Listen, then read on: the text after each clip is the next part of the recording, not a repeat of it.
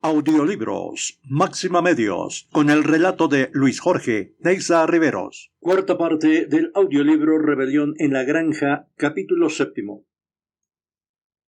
Se presentó un invierno crudo. El tiempo tormentoso fue seguido de granizo y nieve, y luego por una fuerte helada que duró hasta mediados de febrero. Los animales se las arreglaron como pudieron para la reconstrucción del molino, pues bien sabían que el mundo exterior los estaba vigilando y que los envidiosos seres humanos se regocijarían y triunfarían sobre ellos si no terminaban la obra a tiempo.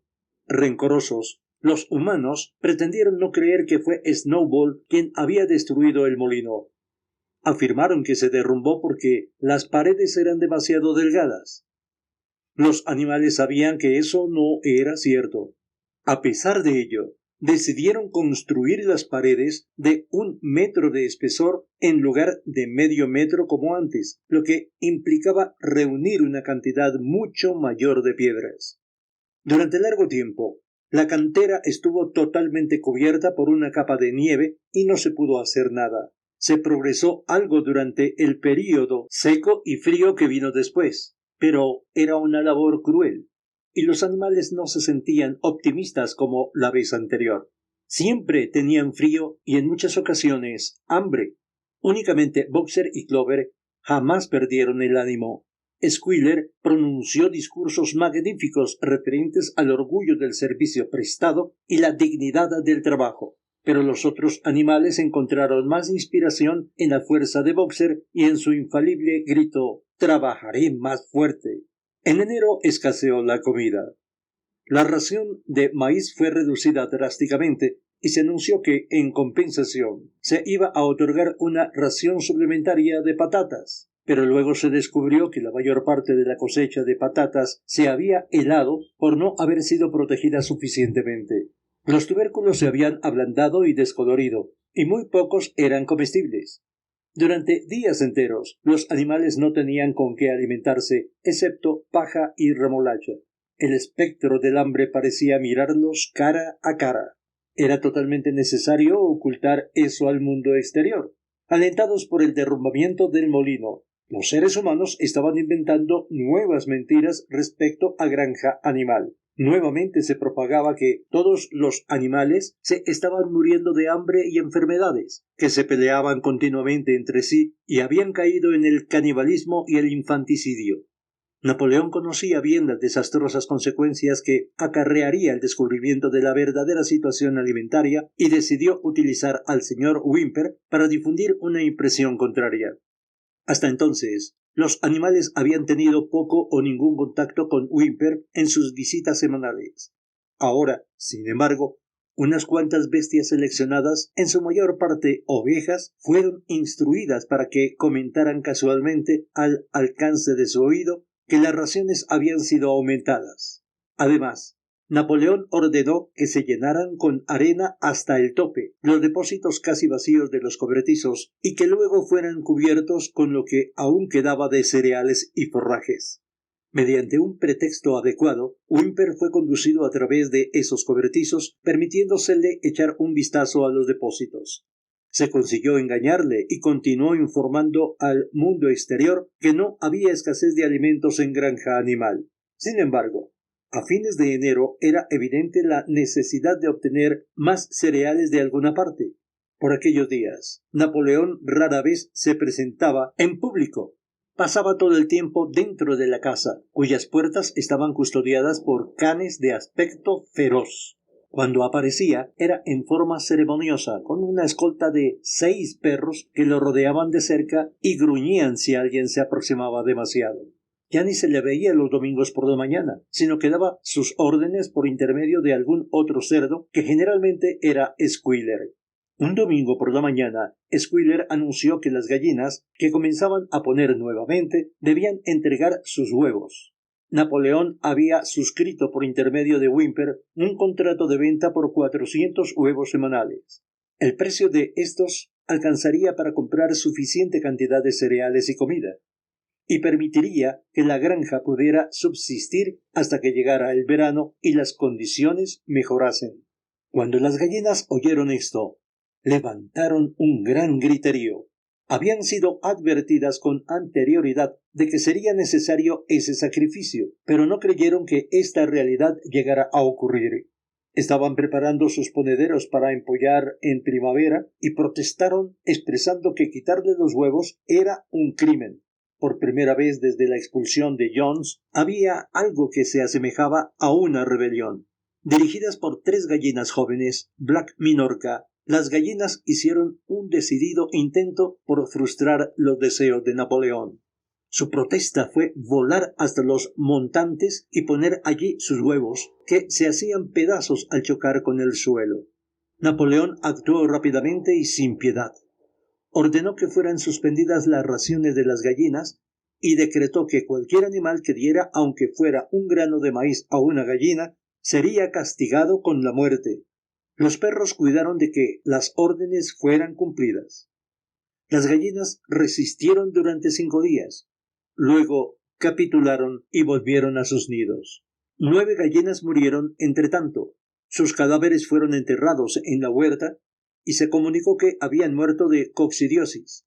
Whymper no se enteró de este asunto y los huevos fueron debidamente entregados. El camión de un almacenista acudía semanalmente a la granja para llevárselos. Durante todo este tiempo no hubo señales de Snowball. Se rumoreaba que estaba oculto en una de las granjas vecinas, Foxwood o Pinchfield. Napoleón mantenía mejores relaciones que antes con los otros granjeros. Y ocurrió que en el patio había una pila de madera para la construcción, que estaba allí desde hacía 10 años, cuando se taló un bosque de hayas. Estaba bien mantenida y Whymper aconsejó a Napoleón que la vendiera. Tanto el señor Pilkington como el señor Frederick se mostraban ansiosos por comprarla. Napoleón estaba indeciso entre los dos, incapaz de adoptar una resolución. Se notó que cuando parecía estar a punto de llegar a un acuerdo con Frederick, se decía que Snowball estaba ocultándose en Foxwood, y cuando se inclinaba hacia Pilkington, se afirmaba que Snowball se encontraba en Pinchfield. Repentinamente, a principios de primavera, se descubrió algo alarmante. Snowball frecuentaba en secreto la granja por las noches. Los animales estaban tan alterados que apenas podían dormir en sus establos. Todas las noches, se decía, él se introducía al amparo de la oscuridad y hacía toda clase de daños. Robaba el maíz, volcaba los cubos de leche, rompía los huevos, pisoteaba los semilleros, roía la corteza de los árboles frutales. Cuando algo andaba mal, era habitual atribuírselo a Snowball. Si se rompía una ventana o se obstruía un desagüe, era cosa segura que alguien diría que Snowball durante la noche lo habría hecho, y cuando se perdió la llave del cobertizo de comestibles, toda la granja estaba convencida de que Snowball la había tirado al pozo. Cosa curiosa, siguieron creyendo esto aún después de encontrarse la llave extraviada debajo de una bolsa de harina. Las vacas declararon unánimemente que Snowball se había deslizado dentro de sus establos y las había ordeñado mientras dormían. También se dijo que los ratones, que molestaron bastante aquel invierno, estaban en connivencia con Snowball. Napoleón dispuso que se hiciera una amplia investigación de las actividades de Snowball. Con su séquito de perros, salió de inspección por los edificios de la granja, siguiéndole los demás animales a prudente distancia. Cada X pasos, Napoleón se paraba y olía el suelo buscando rastros de las pisadas de Snowball, las que, según dijo él, podía reconocer por el olfato. Estuvo olfateando en todos los rincones, en el granero, en el establo de las vacas, en los gallineros, en el huerto de las legumbres, y encontró rastros de Snowball por casi todos los lados. Pegando el hocico al suelo, husmeaba profundamente varias veces y exclamaba con terrible voz: «¡Snowball! Él ha estado aquí. Lo huelo perfectamente». Y al oír la palabra Snowball, todos los perros dejaban oír unos gruñidos horribles y enseñaban sus colmillos. Los animales estaban completamente asustados. Les parecía que Snowball era una especie de maleficio invisible que infectaba el aire respirable y les amenazaba con toda clase de peligros. Al anochecer, Squealer lo reunió a todos. y con el rostro alterado les anunció que tenía noticias serias que comunicarles. «Camaradas», gritó Squealer, dando unos saltitos nerviosos. «Se ha descubierto algo terrible. Snowball se ha vendido a Frederick, el de la granja Pennsfield, y en este momento debe estar conspirando para atacarnos y quitarnos nuestra granja. Snowball hará de guía cuando comience el ataque. Pero hay algo peor aún. Nosotros creíamos que la rebelión de Snowball había sido motivada simplemente por su vanidad y ambición. Pero estábamos equivocados, camaradas. ¿Sabéis cuál era la verdadera razón? Snowball estaba de acuerdo con Jones desde el mismo comienzo. Fue agente secreto de Jones desde siempre. Esto ha sido comprobado por documentos que dejó abandonados y que ahora hemos descubierto. Para mí esto explica muchas cosas, camaradas. No hemos visto nosotros mismos cómo él intentó, afortunadamente sin éxito, provocar nuestra derrota y aniquilación en la batalla del establo de las vacas. Los animales quedaron estupefactos. Aquello era una maldad mucho mayor que la destrucción del molino. Pero tardaron varios minutos en comprender su significado. Todos ellos recordaron, o creyeron recordar, cómo habían visto a Snowball encabezando el ataque en la batalla del establo de las vacas, cómo él los había reunido y alentado en cada revés, y cómo no vaciló un solo instante, aunque los perdigones de la escopeta de Jones le hirieran en el lomo. Al principio resultó un poco difícil entender cómo todo esto se compaginaba con el hecho de estar él de parte de Jones. Hasta Boxer, que rara vez hacía preguntas, estaba perplejo. Se acostó, acomodó sus patas delanteras debajo de su pecho, cerró los ojos y con gran esfuerzo logró hilvanar sus pensamientos. «Yo no creo eso», dijo. «Snowball peleó valientemente en la batalla del establo de las vacas. Yo mismo lo vi. ¿Acaso no le otorgamos inmediatamente después el héroe animal de primer grado? Ese fue nuestro error, camarada. Porque ahora sabemos, figura todo escrito en los documentos secretos que hemos encontrado, que en realidad él nos arrastraba hacia nuestra perdición». «Pero estaba herido», alegó Boxer. «Todos lo vimos sangrando». «Eso era parte del acuerdo», gritó Squealer. «El tiro de Jones solamente lo rozó. Yo os podría demostrar esto, que está escrito en su puño y letra, si vosotros pudierais leerlo. El plan era que Snowball, en el momento crítico, diera la señal para la fuga dejando el campo en poder del enemigo. Y casi lo consigue. Diré más, camaradas. Lo hubiera logrado a no ser por nuestro heroico líder, el camarada Napoleón. ¿Recordáis cómo, en el momento preciso que Jones y sus hombres llegaron al patio, Snowball repentinamente se volvió y huyó, y muchos animales lo siguieron? Y recordáis también que justamente en ese momento, cuando hundía el pánico y parecía que estaba todo perdido, el camarada Napoleón saltó hacia adelante al grito de «¡Muera la humanidad!» y hundió sus dientes en la pierna de Jones. «Seguramente no habéis olvidado esto, camaradas», exclamó Squealer. Como Squealer describió la escena tan gráficamente, a los animales les pareció recordarlo. De cualquier modo, sabían que en el momento crítico de la batalla, Snowball se había vuelto para huir, pero Boxer aún estaba algo indeciso. «Yo no creo que Snowball fuera un traidor al principio», dijo finalmente. «Lo que haya hecho desde entonces es distinto. Pero yo creo que en la batalla del establo de las vacas él fue un buen camarada. Nuestro líder, el camarada Napoleón», anunció Squealer, hablando lentamente y con firmeza, «ha manifestado categóricamente, camaradas, que Snowball fue agente de Jones desde el mismo comienzo de todo, y en cualquier caso, desde mucho antes de que se pensara siquiera en la rebelión». «Ah, eso es distinto», gritó Boxer. «Si el camarada Napoleón lo dice, debe ser así. Ese es el verdadero espíritu, camarada», gritó Squealer. Pero se notó que lanzó a Boxer una torva mirada con sus relampagueantes ojillos. Se volvió para irse, luego se detuvo y agregó en forma impresionante: yo le advierto a todo animal de esta granja que tenga los ojos bien abiertos, porque tenemos motivos para creer que algunos agentes secretos de Snowball están entre nosotros y al acecho en este momento.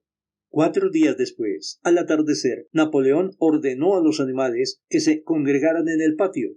Cuando estuvieron todos reunidos, Napoleón salió de la casa, luciendo sus 2 medallas, porque recientemente se había nombrado él mismo héroe animal de primer grado y héroe animal de segundo grado, con sus 9 enormes perros brincando alrededor y emitiendo gruñidos que produjeron escalofríos a los demás animales.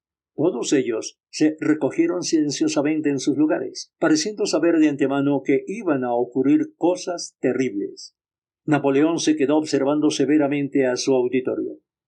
Luego emitió un gruñido agudo. Inmediatamente los perros saltaron hacia adelante, agarraron a 4 de los cerdos por las orejas y los arrastraron, atemorizados y chillando de dolor, hasta los pies de Napoleón. Las orejas de los cerdos estaban sangrando. Los perros habían probado sangre y por unos instantes parecían enloquecidos. Ante el asombro de todos, 3 de ellos se abalanzaron sobre Boxer. Este los vio venir y estiró su enorme pata, paró a uno en el aire y los sujetó contra el suelo. El perro chilló pidiendo misericordia y los otros huyeron con el rabo entre las piernas. Boxer miró a Napoleón para saber si debía continuar aplastando al perro hasta matarlo o si debía soltarlo. Napoleón pareció cambiar de semblante y le ordenó bruscamente que soltara al perro, a lo cual Boxer levantó su pata y el can huyó maltrecho y gimiendo. Pronto cesó el tumulto. Los 4 cerdos esperaban temblando y con la culpabilidad escrita en cada surco de sus rostros. Napoleón les exigió que confesaran sus crímenes. Eran los mismos 4 cerdos que habían protestado cuando Napoleón abolió las reuniones de los domingos.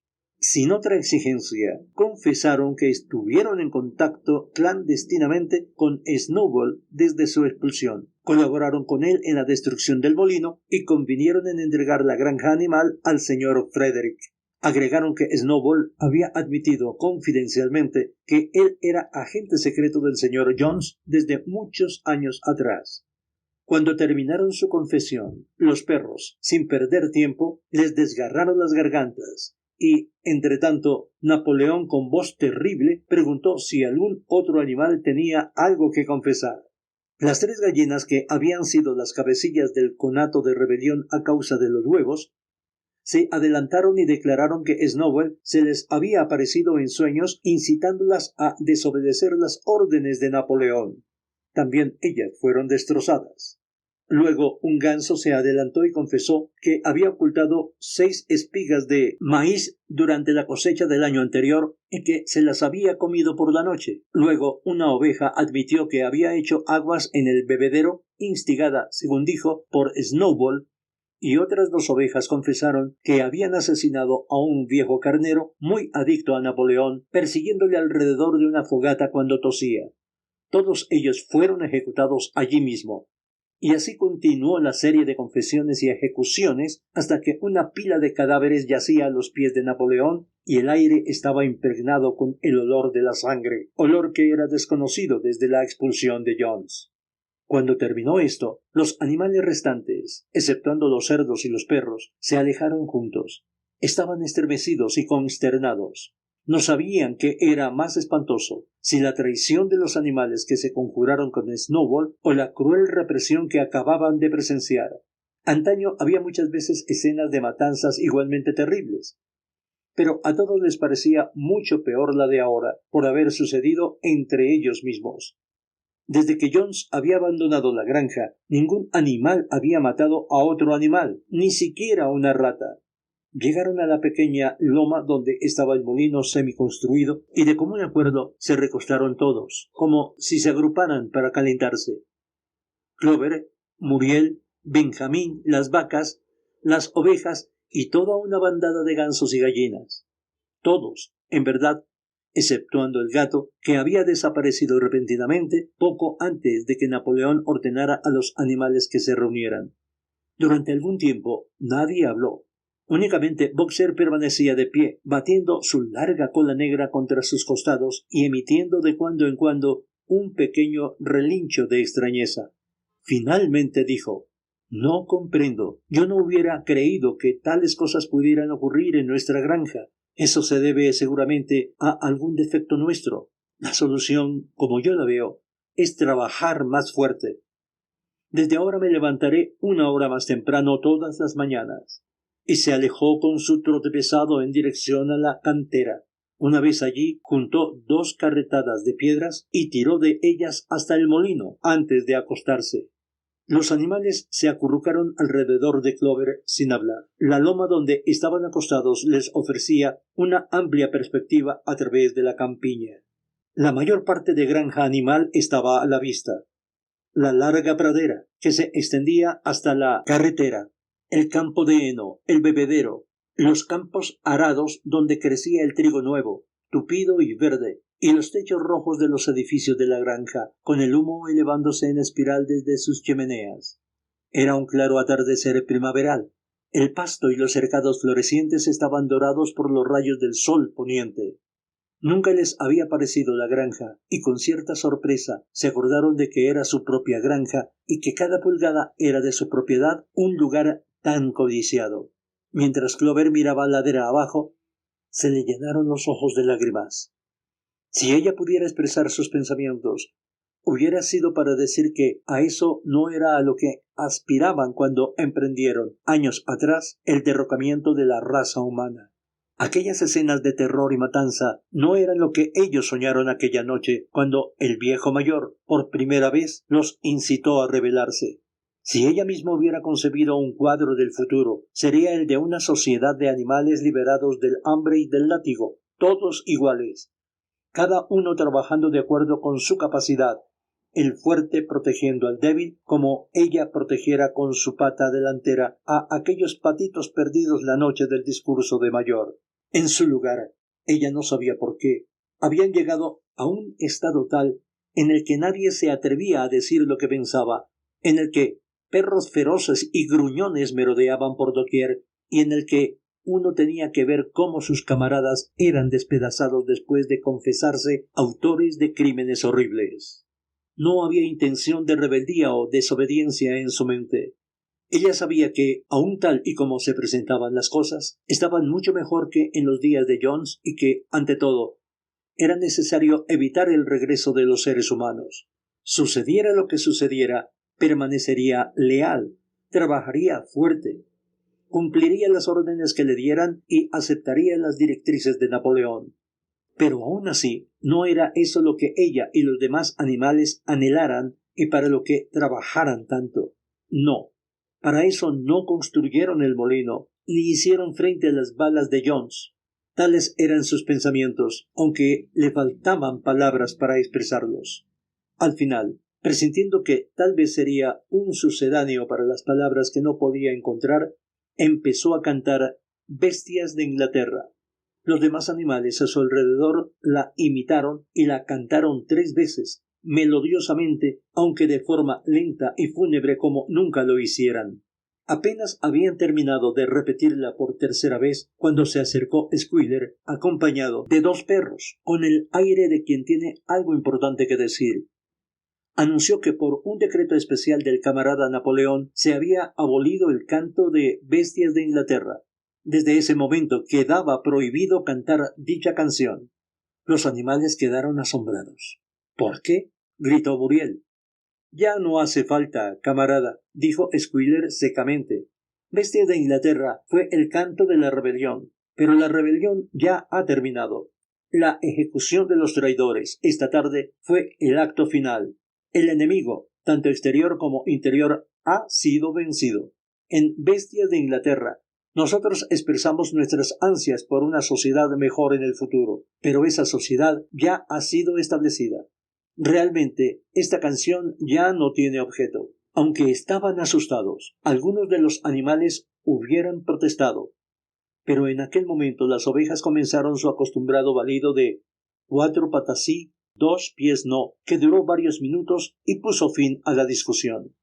Y de esta forma no se escuchó más. Bestias de Inglaterra. En su lugar, Minimus, el poeta, había compuesto otra canción que comenzaba así: Gran animal, nunca por mí tendrás ningún mal. Gran animal, nunca por mí tendrás ningún mal. Y esto se cantó todos los domingos por la mañana después de izarse la bandera. Pero, por algún motivo, a los animales les pareció que ni la letra ni la música estaban a la altura de Bestias de Inglaterra. Finaliza aquí el capítulo 7 de la cuarta parte de el audiolibro Rebelión en la Granja. Ahora, capítulo 8. Días después, cuando ya había desaparecido el terror producido por las ejecuciones, algunos animales recordaron o creyeron recordar que el sexto mandamiento decretaba: ningún animal matará a otro animal. Y aunque nadie quiso mencionarlo al oído de los cerdos o de los perros, se tenía la sensación de que las matanzas que habían tenido lugar no concordaban con aquello. Clover pidió a Benjamín que le leyera el sexto mandamiento, y cuando Benjamín, como de costumbre, dijo que se negaba a entrometerse en estos asuntos, ella insistió a Muriel a que lo hiciera. Muriel le leyó el mandamiento. Decía así: ningún animal matará a otro animal sin motivo. Por una razón u otra, las dos últimas palabras se les habían ido de la memoria a los animales, pero comprobaron que el mandamiento no fue violado, porque, evidentemente, hubo motivo sobrado para matar a los traidores que se coligaron con Snowball. Durante este año los animales trabajaron aún más duramente que el año anterior. Reconstruir el molino, con paredes 2 veces más gruesas que antes, y concluirlo para una fecha determinada, además del trabajo diario de la granja, era una tarea tremenda. A veces les parecía que trabajaban más y no comían mejor que en la época de Jones. Los domingos por la mañana, Squealer, sujetando un papel largo con una pata, les leía largas listas de cifras, demostrando que la producción de toda clase de víveres había aumentado en un 200%, 300% o 500% según el caso. Los animales no vieron motivo para no creerle, especialmente porque no podían recordar con claridad cómo eran las cosas antes de la rebelión. Aún así, preferían a veces tener menos cifras y más comida. Todas las órdenes eran emitidas por intermedio de Squealer o cualquiera de los otros cerdos. Napoleón mismo no era visto en público, todo lo más una vez por quincena. Cuando aparecía, lo hacía acompañado, no solamente por su comitiva de perros, sino también por un gallo negro que marchaba delante y actuaba como una especie de heraldo, dejando oír un sonoro cacareo antes de que hablara Napoleón. Hasta en la casa se decía: Napoleón ocupaba aposento separado de los demás. Comía solo, con 2 perros para servirlo, y siempre utilizaba la vajilla que había estado en la vitrina de cristal de la sala. También se anunció que la escopeta sería disparada todos los años en el cumpleaños de Napoleón, igual que en los otros 2 aniversarios. Napoleón no era ya mencionado simplemente como Napoleón. Se le nombraba siempre en forma ceremoniosa como nuestro líder, camarada Napoleón. Y a los cerdos les gustaba inventar para él títulos como padre de todos los animales, terror de la humanidad, protector del rebaño de ovejas, amigo de los patos y otros por el estilo. En sus discursos, Squealer hablaba con lágrimas en los ojos respecto a la sabiduría de Napoleón, la bondad de su corazón y el profundo amor que sentía por todos los animales en todas partes, y especialmente por las desdichadas bestias que aún vivían en la ignorancia y la esclavitud en otras granjas. Se había hecho habitual atribuir a Napoleón toda proeza afortunada y todo golpe de suerte. A menudo se oía que una gallina le decía a otra: bajo la dirección de nuestro líder, camarada Napoleón, yo he puesto 5 huevos en 6 días. O 2 vacas. Mientras saboreaban el agua del bebedero, solían exclamar: gracias a nuestro líder, camarada Napoleón, qué rico sabor tiene esta agua. El sentimiento general de la granja estaba bien expresado en un poema titulado Camarada Napoleón, escrito por Minimus y que decía así: amigo de los desheredados, fuente de bienestar. Señora de la pitanza que mi alma enciendes, cuando afortunado contemplo tu firme y segura mirada, cual sol que deslumbra al cielo. Oh camarada Napoleón, donado señero de todo lo que tus criaturas aman, sus barrigas llenas y limpia paja para yacer. Todas las bestias grandes o pequeñas, dormir en paz en sus establos anhelan bajo tu mirada protectora. Oh camarada Napoleón, el hijo que la suerte me enviare antes de crecer y hacerse grande, y desde chiquito y tierno cachorrillo, aprenderá primero a serte fiel devoto. Y seguro estoy de que este será su primer chillido. Oh camarada Napoleón. Napoleón aprobó este poema y lo hizo inscribir en la pared del granero principal, en el extremo opuesto a los 7 mandamientos. Sobre el mismo había un retrato de Napoleón, de perfil, pintado por Schuyler con pintura blanca. Mientras tanto, por intermedio de Whymper, Napoleón estaba ocupado en complicadas negociaciones con Frederick y Pilkington. La pila de madera aún estaba sin vender. De los dos, Frederick era el que estaba más ansioso por obtenerla, pero no quería ofrecer un precio razonable. Al mismo tiempo, corrían rumores insistentes de que Frederick y sus hombres estaban conspirando para atacar Granja Animal y destruir el molino, cuya construcción había provocado una envidia furiosa en él. Se sabía que Snowball aún estaba al acecho en la granja Pinfield. A mediados del verano, los animales se alarmaron al oír que 3 gallinas confesaron haber tramado, inspiradas por Snowball, un complot para asesinar a Napoleón. Fueron ejecutadas inmediatamente y se tomaron nuevas precauciones para la seguridad del líder. 4 perros cuidaban su cama durante la noche, uno en cada esquina, y un joven cerdo llamado Pinkeye fue designado para probar todos sus alimentos antes de que el líder los comiera, por temor a que estuvieran envenenados. Más o menos en esa época se divulgó que Napoleón había convenido en vender la pila de madera al señor Pilkington. También había de celebrarse un convenio formal para el intercambio de ciertos productos entre Granja Animal y Foxwood. Las relaciones entre Napoleón y Pilkington, aunque conducidas únicamente por intermedio de Whymper, eran casi amistosas. Los animales desconfiaban de Pilkington como ser humano, pero lo preferían en vez de Frederick, a quien temían y odiaban al mismo tiempo. Cuando estaba finalizando el verano y la construcción del molino llegaba a su término, los rumores de un inminente ataque a traición iban en aumento. Frederick, se decía, tenía intención de traer contra ellos a 20 hombres, todos armados con escopetas, y ya había sobornado a los magistrados y a la policía para que, en caso de que pudieran obtener los títulos de propiedad de Granja Animal, aquellos no indagaran. Además, se filtraban de Pinfield algunas historias terribles respecto a las crueldades de que hacía objeto Frederick a los animales. Había azotado hasta la muerte a un caballo, mataba de hambre a sus vacas, había acabado con un perro arrojándolo dentro de un horno, se divertía de noche con riñas de gallos, atándoles pedazos de hojas de afeitar a los espolones. La sangre le servía de rabia a los animales cuando se enteraron de las cosas que se hacía a sus camaradas, y algunas veces clamaron para que se les permitiera salir y atacar en masa la granja Pinfield, echar a los seres humanos y liberar a los animales. Pero Schuyler les aconsejó que evitaran los actos precipitados y que confiaran en la estrategia de Napoleón. Aquí finaliza la 4ª parte del audiolibro Rebelión en la Granja. Espere la 5ª parte. Gracias por escucharnos. Continuaremos en la tarea de llevar a nuestra audiencia un compendio de obras literarias de diferentes autores de talla mundial en audiolibros. Máxima Medios Radio.